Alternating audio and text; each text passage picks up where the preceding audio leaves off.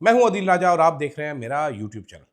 जनाबे वाला जो बड़े फन्ने खान होते थे, जो माइक लेके भागा करते थे, उनको किसी ने कहा सियासतदान बन जाओ। फिर वो बच्चा जमूरा सियासतदान बन गया जी, उसने पार्टी लॉन्च कर दी। अब वो पार्टी लॉन्च हुई, पार्टी हुई नहीं, ठीक है, लेकिन वो सियासतदान जो है अब नया नया ताज़ा ताज़ा छिलके से निकला हुआ सियासतदान वो औकात से बाहर हो गया।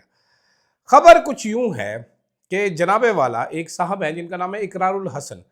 वो निकले अपने airport, Allama Iqbal international airport पर जा रहे थे। एक एफआईए का एहलकार था, उसने देखा, उसने जेर लब मुस्कुराया और दूसरे को कहा, उसने कहा इसका हाल भी जवाद अहमद जैसा ही होगा। जिस पे वो आपे से बाहर हो गया, मोबाइल निकाल लिया, चीखना चिल्लाना शुरू कर दिया। बाकी अपने साथ जो लोग थे उन सबको कहा वीडियो बनाओ इस एहलकार की, इसको मैं छोड़ूंगा नहीं, इसने वर्दी में सियासत की जुर्रत कैसे की। ये वही इकरारुल हसन है जिसको एक मैसेज आया था तो ये छोटे पिल्ले की तरह भागा भागा जिना हाउस पहुंच गया था वीडियो बनाने के लिए। ये वही इकरारुल हसन साहब हैं जिनको आईबी वालों ने पकड़ के चपेड़े लगाई थी, नाजुक अज़ा पे इनको करंट लगाया था, जिसके बाद तरले मिन्नतों के फ़ोन आए थे कि इसको छुड़ा दो। फिर अरशद शरीफ मरहूम ने फ़ोन किया था वज़ीर आज़म हाउस और इसको छुड़वाया था। मुझे अभी तक वो वाक़या याद है, ठीक है। लेकिन अब क्योंकि ये सियासतदान बन चुके हैं, औकात से भी बाहर हो चुके हैं। नॉर्मली नॉर्मली क्या होता है, सीरियस नोट, नॉर्मली ऐसी कोई हरकत होती है तो जो सियासतदान है ना प्रॉपर, उनको पता है लोग ऐसी बातें करते हैं, वो इग्नोर करते हैं, वो सुनी अनसुनी करके चले जाते हैं, क्योंकि मुंह पे बोलने की कोई हिम्मत नहीं करता। ये डफर लोग होते हैं, हवा में जो तीर चलाया हो वो हाथ पकड़ के ऐसे अपने पिछवाड़े में घुसेड़ लेते हैं। बातें तो लोग करेंगे, लोगों का तो काम है बोलना। ये कोई पहली बार किसी को बात नहीं की जा रही, कोई आखिरी बार किसी को बात नहीं की जा रही। मैं भी गुजरता हूँ तो लोग बातें करते हैं। अलहदा बात है कि मेरे हुस्न से मुतासिर होकर मेरी तारीफें भी अक्सर लोग कर देते हैं। जैसे कल असी एक शॉपिंग मिशन ते निकले कुकड़ी खरीदने वास्ते, तो एक मुंडे नूं कहा, कहता बड़ा तू बॉडी बिल्डर बनया फिरदा है। आज हम निकले तो एक और बच्चा था मांगने वाला, वो मेरे से पैसे मांग रहा था। मेरे पास पैसे नहीं थे, मैं कहा नहीं है मेरे पास पैसे।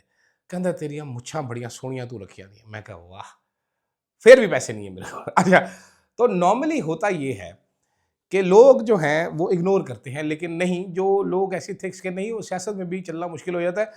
तो सही कहा था उस एफआईए वाले ने कि इसका हाल भी जवाद अहमद वाला होगा। लेकिन ये जो भाषण दिया है इकरारुल हसन साहब ने, वो बड़ा बेहतरीन भाषण था।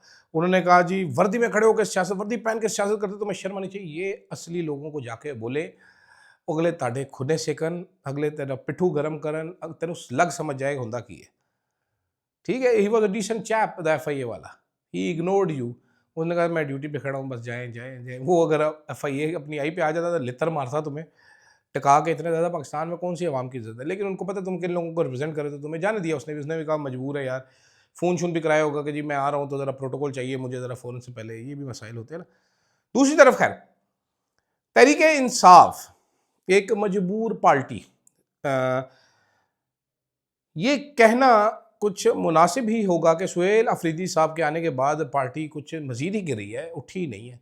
गंडापुर साहब को बड़के बुड़के मार के मेरा तो दिल कम से कम खुश रखते थे, आपका मुझे पता नहीं है, लेकिन सुहेल अफरीदी साहब ने वो भी कर दिया। अब हाल ही में पाकिस्तान की सबसे बड़ी अदालत फेडरल कॉन्स्टिट्यूशनल कोर्ट ने एक फैसला जारी किया है। फैसले में उन्होंने केपी के हुकूमत को डायरेक्शन दी है कि 9 मई के जो केसेस थे वो आप वापस नहीं ले सकते, वो अदालतों में चलेंगे।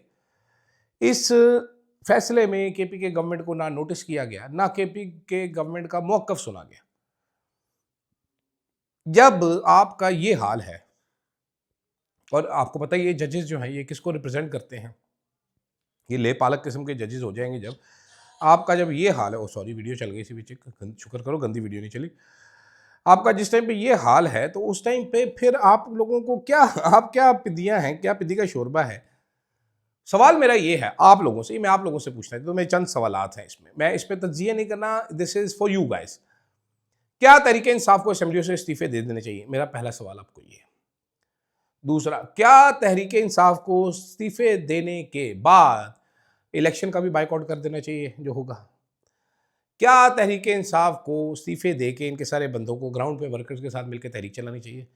और सबसे इंपॉर्टेंट नंबर 4, क्या तहरीक इंसाफ चेयरमैन जनाब बैरिस्टर गौहर साहब को इस्तीफा देकर, क्या पाकिस्तान तहरीक इंसाफ के चेयरमैन बैरिस्टर गौहर साहब को इस्तीफा देकर पार्टी को चाहिए कि वो पार्टी की चेयरमैनशिप अलीमा खान को दे दें।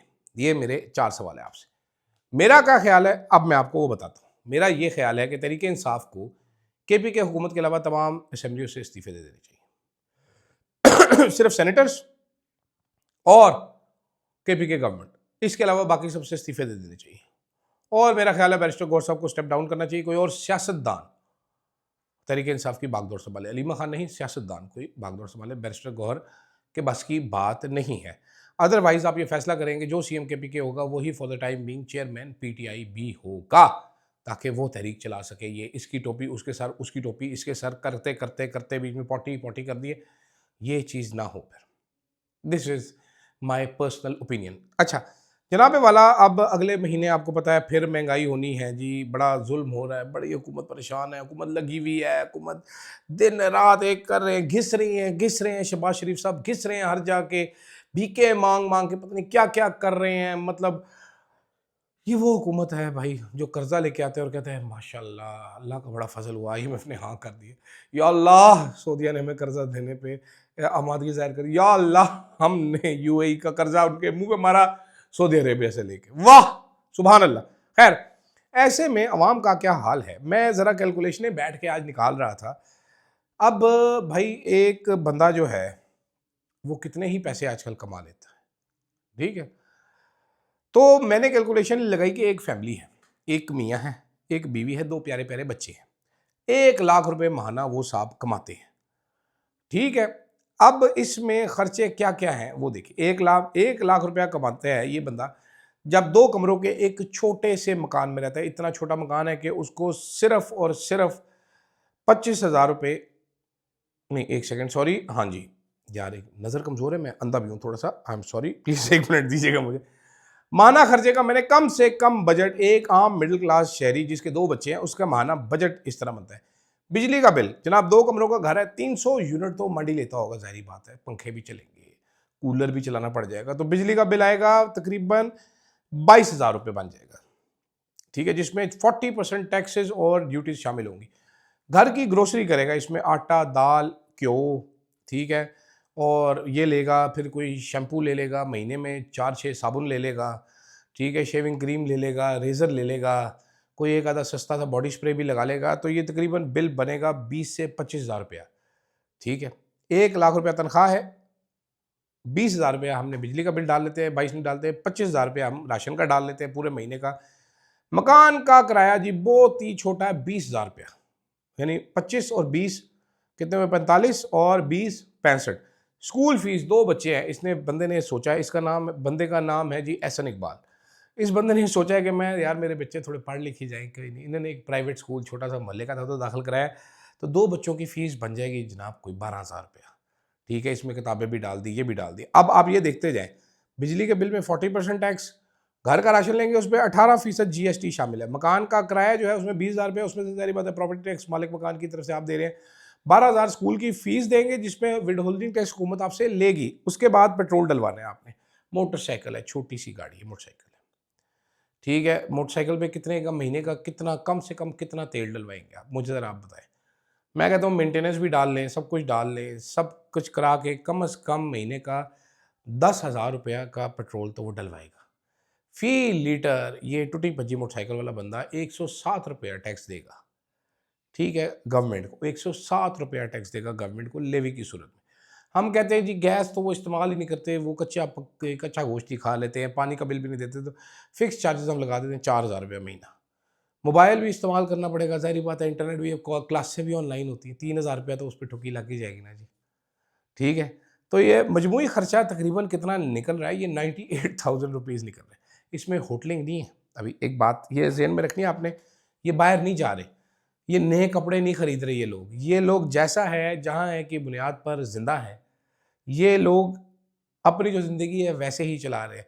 मियाँ जो है वो दफ्तर जाता है, वहाँ से घर आता है, बच्चे स्कूल जाते हैं, वहाँ से वापस आते हैं, ये उतनी ही देर बत्ती ऑन करते हैं जितनी देर इन्हें करनी होती है, ज़रूरत होती है, ये इसके अलावा कोई काम नहीं करते, ये किसी होटल में नहीं जाते, कोई एक्स्ट्रा खर्चा नहीं करते, और तो और ये जो 98,000 96,000 रुपये इनका खर्चा हो रहा है, 2,000 रुपये जो बच रहा है, इसमें ये बीमार भी नहीं हो सकते, ये डॉक्टर को भी नहीं दिखा सकता। हर चीज़ पे ये बंदा पहले अपनी सैलरी 1 लाख रुपए पे चंद हज़ार टैक्स देगा, बिजली के बिल पे टैक्स देगा, गैस के बिल पे टैक्स देगा, फिक्स चार्जेस देगा। ये बंदा पेट्रोल डलवाएगा तो लेवी देगा, स्कूल में अपने बच्चे भेजेगा तो उनको विदहोल्डिंग टैक्स देगा, ग्रोसरी करेगा तो जीएसटी 18% गवर्नमेंट को देगा। कोई चीज़ पे रिलीफ नहीं है। इसको मिलेगा क्या? इसको मिलेगा ठुठू। अगर ये बीमार होगा, ये सरकारी हॉस्पिटल जाएगा, इसकी बीवी को अगर कोई बीमारी हो गई है, इसकी बीवी को लेट्स सपोज़ कोई भी आँख की बीमारी हो गई है, तो 6 महीने टाइम नहीं मिलेगा, इसकी बीवी अन्नी हो जाएगी। इसका बेटा अगर बीमार है, तो ये स्पेशलिस्ट के पास नहीं लेके जा सकता बच्चे को सरकारी हॉस्पिटल में लेके जाएगा, जहाँ पर वो इसको कोई एक गोली, कोई एक दवाई हो सकता है एड्स वाला टीका लगा दे, जैसा कि जो उस्मान बुज़दार के तौंसा शरीफ में एक बगैरत डॉक्टर ने किया और 300 बच्चों को एड्स हुई। इस्लामाबाद में भी एड्स फैली हुई है। तो this is what it is bro. ठीक है? ये इतना टैक्स ले रहे हैं ये हम लोगों से। ये एक आम आदमी से इतना टैक्स ले रहे हैं। मेरे पास चॉइस नहीं थी जब तक मैं नौकरी करता, मेरा पहले दिन टैक्स कट जाता था। मैं क्यों टैक्स दूँ इस मुल्क में जहाँ पर ताकतवरों से टैक्स नहीं लिया जाता और मेरे पीछे ये ज़ुबान लटका के पड़ते हैं। ये है इस मुल्क की हकीकत। ये है आप लोगों की हकीकत, ये है मेरी हकीकत। तो आजकल बराए मेहरबानी कोई आपका बच्चा एमबीए शमबीए करता है, कोई मोहल्ले में आप कोई लड़का देखते हैं जो रोज़ाना सुबह बिला वजह टाई लगा के शेव करके दफ्तर जा रहा हो, एक गंदा सा हेलमेट पहन के और कस के पैंट को इस्त्री करके, मैं तो हमारी तो बात अलग है, हम तो कपड़े ही नहीं इस्त्री करते और मैं वाकई नहीं करते, मजाक नहीं समझते। मैं टी शर्ट और जीन्स ही पहनता हूँ सर्दियाँ गर्मियाँ और मैं नहीं इस्त्री करता। मुझे बचपन से नफरत है कपड़े इस्त्री करने से। तो जनाबे आला हुजूर वाला, ये मत समझिए कि वो अमीर है लाख रुपए कमाने वाला। वो बेचारा ज़लील हो रहा है, उसके पास कुछ भी नहीं है जेब में। यकीन जानिए महीने में कुछ भी नहीं। और ये ज़ालिम हुकूमत, ये बदबख्त हुकूमत, ये लोगों से ज़िंदा रहने की उम्मीद भी छीनना चाहती है और ये छीनेगी, ये भी याद रखिए।